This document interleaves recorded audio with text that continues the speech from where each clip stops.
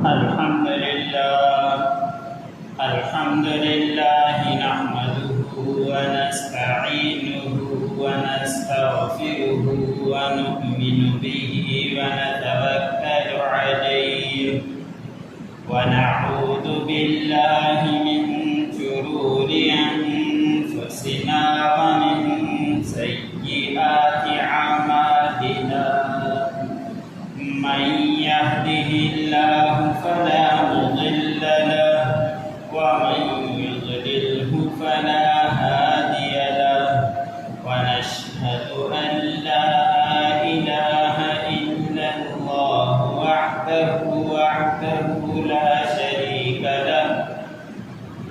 شريك له ولا نذير له ولا مثل له ولا مثال له ولا جد له ولا ند له ولا جدال له ونشهد أن سيدنا ومولانا محمدا عبده ورسوله أما بعد فأعوذ بالله من الشيطان الرجيم بسم الله الرحمن الرحيم ولا تقولوا لمن يقتل في سبيل الله أموات بل أحياء ولكن لا تشكرون صدق الله العظيم صدق رسوله النبي الكريم ومن الشاهدين والشاكرين والحمد لله رب العالمين. دل کی گہرائی سے درود اللهم صل على محمد وعلى آل محمد كما صليت على إبراهيم وعلى آل إبراهيم إنك حميد مجيد. اللهم بارك على محمد وعلى آل محمد كما باركت على إبراهيم وعلى آل إبراهيم إنك حميد مجيد.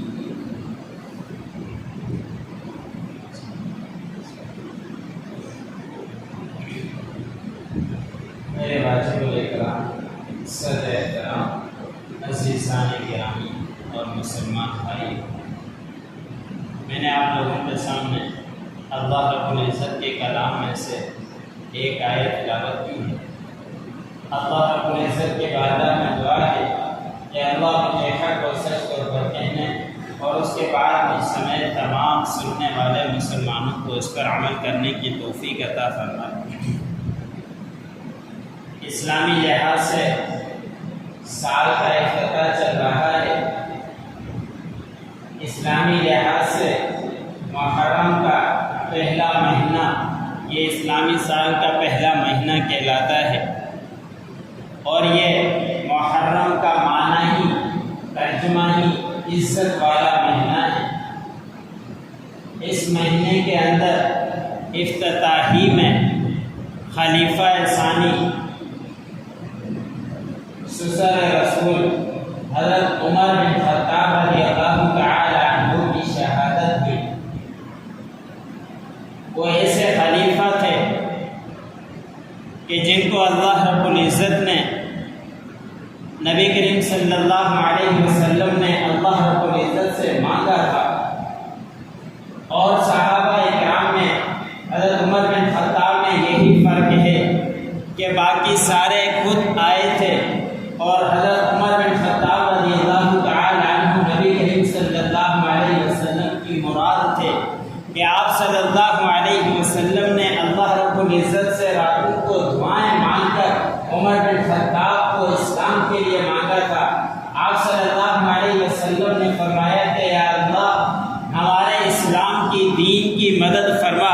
عمر بن خطاب کے ساتھ یا عمر بن حشام کے ساتھ، عمر بن حشام ابو جہل ہے، اور عمر بن خطاب رضی اللہ تعالی عنہ نے دونوں میں سے نبی کریم صلی اللہ علیہ وسلم نے ایک کے لیے دعا مانگ کر فرمایا تھا کہ ان میں سے ایک اسلام کے لیے دے دے تاکہ دین کے اندر قوت آئے، مضبوطی آئے.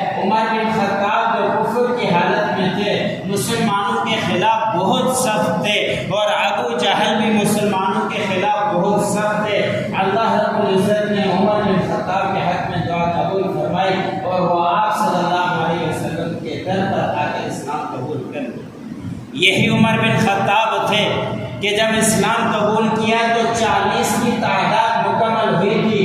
اس وقت تک صحابہ اکرام چھپ کر عبادتیں کیا کرتے تھے۔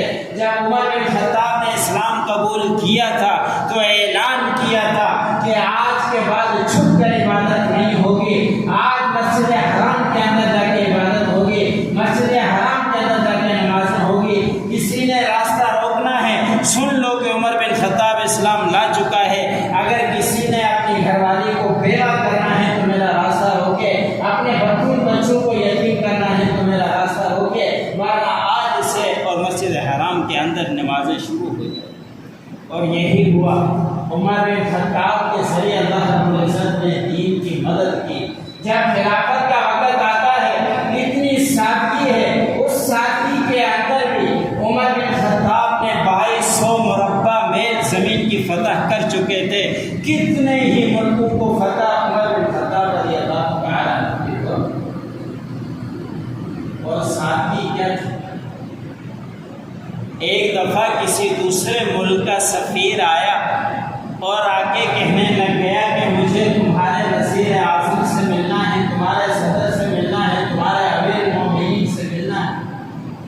اس کے ملنے کے لیے وہ تو یہ سمجھے تھے کہ بڑا عالی شان محل ہوگا اور بڑے تختوں کے اوپر بیٹھے ہوئے ہوں گے اور بڑے لوگ ارد گرد بیٹھے ہوئے ہوں گے، اور انہوں نے یہ منصوبہ ذہن کے اندر نہیں بنا کر آیا کہ وہ کوئی اس طرح کا انسان ہے جس طرح سادے لوگ زندگی گزارتے ہیں۔ وہ کسی سے پوچھا، اس نے کہا کہ فلاں مقام پر جاؤ، فلاں جگہ پر آپ دیکھیں، اس کو تلاش کرو، وہاں موجود ہوں گے۔ اور وہ ڈرتا ہوا وہ جب وہاں پہنچا تو ایک شخص کو دیکھا کہ ایک اینٹ یا کوئی چیز سر کے نیچے لگا کر ہاتھ لگا کر آرام کر رہے ہیں۔ ادھر ادھر دیکھا، سوچنے لگ گیا کہ بڑے نمائندے ان کے پاس ہوں گے، اس کے حفاظتی پہرے دار ہوں گے۔ کوئی شخص کی نظر نہیں آیا سوائے عمر بن خطاب کے، سوائے امیر المومنین کے۔ اسی وقت امیر المومنین اٹھ کر بیٹھے، کہا کہ کیسے آنا ہوا؟ کہا کہ مجھے امیر المومنین سے ملنا ہے۔ آپ تو ایسے امیر المومنین ہیں، آپ کا دبدبا ہمارے ملک کے وزیر اعظم تک ہے، آپ کا روب تو ہمارے سارے کافروں کے اندر ہے، آپ اتنی سادگی زندگی گزاریں۔ اندازہ کریں کہ کیسی سادگی زندگی گزار کر گئے، اور آج تک عمر بن خطاب رضی اللہ تعالیٰ عنہ کا ڈنکا بج رہا ہے، انہی کا نام چل رہا ہے۔ بہرحال یہ عمر بن خطاب تھے جن کی یکم محرم کے اندر سال کے ابتدا میں حضرت عمر بن خطاب رضی اللہ تعالیٰ عنہ کی شہادت ہوئی، اور وہ شہادت نماز کے وقت ہوئی۔ نماز پڑھانے کے دوران آگے کافر نے ان کو حضرت عمر بن خطاب کو زہریلا تیر مارا تھا، جس کی وجہ سے زخمی ہوئے، اور زخم کی تاب نہ لاتے ہوئے 3-4 دن علالت کی حالت کے بعد انتقال کر گئے، شہید ہو گئے عمر بن خطاب رضی اللہ تعالیٰ۔ اور اسی سال کے ابتدا میں نواسہ رسول حضرت حسین رضی اللہ تعالیٰ عنہ کی شہادت بھی ہوتی ہے۔ نواسہ رسول کی ولادت سے پہلے آپ صلی اللہ علیہ وسلم نے اپنے نواسے کی خوشخبری دی تھی۔ آپ حیران ہوں گے کہ ولادت سے پہلے خوشخبری کیسے دے دی۔ حضرت ام فضل رضی اللہ تعالی عنہا آپ صلی اللہ علیہ وسلم کی چچی ہے، انہوں نے ایک دن خواب دیکھا، اور خواب یہ دیکھا کہ میں آپ صلی اللہ علیہ وسلم کے جسم کا ٹکڑا گوشت کا میری گود میں آتا ہے، اور وہ میں اٹھا کر آپ صلی اللہ علیہ وسلم کے پاس لاتی ہوں۔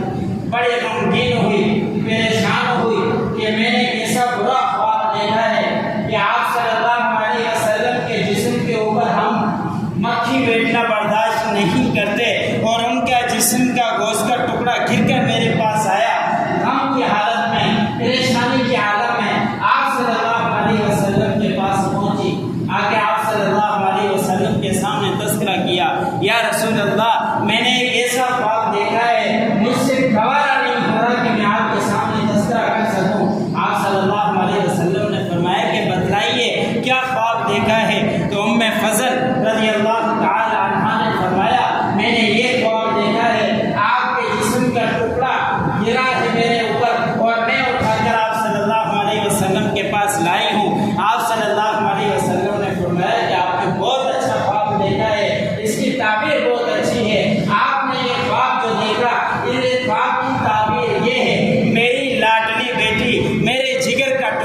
فاطمہ رضی اللہ تعالیٰ عنہ کے گھر کے اندر بچے کی ولادت ہوگی اور وہ آپ کی گود میں سب سے پہلے آئے گا، آپ بھی میرے پاس لائیں گے، یہ اس خواب کی تعبیر۔ یہی ہوا کہ کچھ عرصے کے بعد حضرت اماں فاطمہ رضی اللہ تعالیٰ عنہ کے گھر امام حسین رضی اللہ تعالیٰ عنہ کی ولادت ہوئی۔ ام فضل رضی اللہ تعالیٰ عنہ آپ صلی اللہ علیہ وسلم کے پاس لائی اور سب سے پہلے جو کانوں کے اندر آواز گونجی وہ امام الانبیاء خاتم المصطفیٰ حضرت محمد مصطفیٰ صلی اللہ علیہ وسلم کی آئی کہ دائیں کان میں آپ صلی اللہ علیہ وسلم نے آذان دی، بائیں کان میں آپ صلی اللہ علیہ وسلم نے تکبیر دی۔ پوری تاریخ کی کتابوں میں، احادیث کی کتابوں میں یہ نہیں ملتا کہ آپ صلی اللہ علیہ وسلم نے کبھی تکبیر کہی ہو، آپ صلی اللہ علیہ وسلم نے کبھی آذان کہی ہو۔ آذان آئی ہے تو امام حسین رضی اللہ تعالیٰ عنہ کے کان میں۔ اب امام حسین رضی اللہ تعالیٰ عنہ سے آپ صلی اللہ علیہ وسلم کو بڑا پیار تھا۔ آپ صلی اللہ علیہ وسلم حضرت حسین رضی اللہ تعالیٰ عنہ کو دیکھتے، چومتے، سونگا کرتے۔ اب چومنا تو مشہور ہے کہ ہم ہر بچے کو اپنی محبت کے اندر چوما کرتے ہیں، لیکن سونگنا ہمیں سمجھ میں نہیں آتا۔ لیکن سونگنا روایت کے اندر ثابت ہے کہ آپ صلی اللہ علیہ وسلم نے فرمایا میں حضرت حسین رضی اللہ تعالیٰ عنہ کو اس لیے سونگتا ہوں کہ مجھے جنت کی خوشبو حسین رضی اللہ تعالیٰ عنہ سے۔ حضرت صلی اللہ علیہ وسلم نے فرمایا کہ حسن حسین نواسے میرے لاڈلے جنت کے نوجوانوں کے سردار۔ اتنی بڑی خوشخبری آپ صلی اللہ علیہ وسلم نے حسن حسین رضی اللہ تعالیٰ عنہ کے لیے دی اور بڑا پیار آپ صلی اللہ علیہ وسلم کو حسن حسین رضی اللہ تعالیٰ عنہ سے تھا۔ اسی سال کی ابتدا محرم کے مہینے کے اندر 10 محرم کو حضرت حسین رضی اللہ تعالیٰ عنہ کی شہادت ہوئی ہے، اور یہ مہینہ بھی بڑا فضیلت والا اور عزت والا مہینہ، برکت والا مہینہ۔ اس مہینے کی فضیلت آپ صلی اللہ علیہ وسلم نے فرمایا جو شخص محرم کا ایک روزہ رکھے گا اس کو 1 مہینے کا ثواب ملے گا۔ اور آپ صلی اللہ علیہ وسلم جب مکے سے مدینے کے اندر ہجرت فرما ہوئے، جب مدینے کے اندر دیکھا کہ یہودی روزہ رکھا کرتے ہیں، آپ صلی اللہ علیہ وسلم نے یہودی سے سوال کیا کہ آپ لوگ یہ کس خوشی میں روزہ رکھا کرتے ہو؟ تو یہودی نے جواب دیا اس تاریخ کو ہمیں حضرت موسیٰ علیہ السلام کو نجات ملی تھی کہ وہ پانی سے نکل کر باہر پہنچے تھے، فرعون غرق ہو گیا تو اس خوشی کے اندر ہم روزہ رکھا کرتے ہیں۔ تو حضرت صلی اللہ علیہ وسلم نے فرمایا ہم اس کے زیادہ لائق ہیں، ہمیں بھی حضرت موسیٰ علیہ السلام پیارے ہیں، ہم بھی اس دن کو روزہ رکھیں گے۔ پھر آپ صلی اللہ علیہ وسلم نے یہودیوں کی مشابہت سے منع کرتے ہوئے فرمایا تھا کہ اس دن کا روزہ تو رکھو لیکن یہودیوں سے مشابہت نہ ہو جائے، ایک دن پہلے بھی رکھ دیا کرو یا ایک دن اس کے بعد رکھ دیا کرو۔ یہ 10 محرم کو روزہ آپ صلی اللہ علیہ وسلم نے فرمایا کہ رکھا کرو۔ حدیث مبارک میں آتا ہے اما عائشہ صدیقہ رضی اللہ تعالیٰ عنہ فرماتی ہیں کہ رمضان مبارک سے پہلے آپ صلی اللہ علیہ وسلم کی عشرہ محرم کے روزے رکھا کرتے تھے، لیکن جب رمضان مبارک کی فرضیت ہو گئی اس کے بعد آپ صلی اللہ علیہ وسلم نے محرم کے روزے رکھنا شروع کیا۔ اور اس تاریخ کو 10 تاریخ کو حضرت صلی اللہ علیہ وسلم نے فرمایا، حدیث مبارک میں آتا ہے جو اپنے گھر کے اندر اپنے بچوں کے اندر فراخانی کرے گا، کھانے کے اندر دسترخوان کو کشادہ کرے گا تو اس کی روزی کے اندر پورا سال برکت رہے گی۔ یہ حدیث مبارک نسائی کے اندر۔ تو ہمیں بھی چاہیے کہ ہم پورا سال برکت حاصل کرنے کے لیے ایک دن اپنے گھر کے اندر دسترخوان کی کشادگی کر دیں، جتنا ہو سکے اچھے طریقے سے اپنے بچوں کو کھلائیں۔ یہ آپ صلی اللہ علیہ وسلم کی روایت سے ملتا ہے۔ آپ صلی اللہ علیہ وسلم کو حسن حسین سے اتنا پیار تھا، حسن حسین رضی اللہ تعالیٰ عنہ کی جب ولادت ہوئی سب سے پہلے جو کانوں کے اندر آواز آئی وہ آپ صلی اللہ علیہ وسلم کی پہنچی۔ اسی کانوں کی آواز کی وجہ سے حضرت حسین رضی اللہ تعالیٰ عنہ جنگ کے میدان کے اندر بھی نماز کا کبھی داغ نہیں بنا، جنگ کے تیر بھی چل رہے اس وقت بھی نماز کو سب سے پہلے ترجیح۔